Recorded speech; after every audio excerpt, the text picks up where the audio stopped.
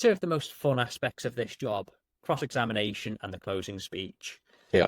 Do you have any particular strategies or techniques when it comes to cross-examination and the closing speech?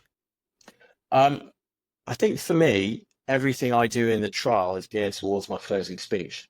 So a lot of people look at TV programs, and even those ones they've made in this country, which, you see barristers walking around a courtroom, that never happens, does it? Nope. But, you see it on shows and you think, well, that just doesn't happen. It's really hard to watch those.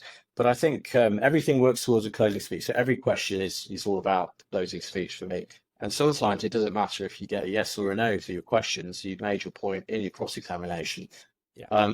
But in terms of that cross-examination, certainly for me, I like to plan it ahead. I like to have topics I'm going to deal with and follow a certain chronology of things. That's unless I'm dealing with someone who might be an expert, like an accountant, who might like to deal with things in a methodical order. And sometimes I'll mix it up for him because that might not be so easy to sort of stick to. And so little tricks like that. But the cross-examination myself, you've got to remember that it's not a script. And so what I would say to most people who are starting out is to listen to the answer you're given.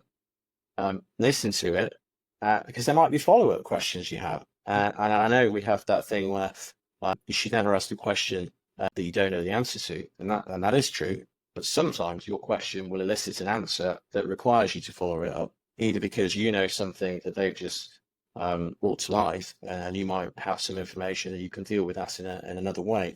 So rather than just going through the scripted questions, listen to what you're being told and respond if you need to. Yeah, definitely great advice there.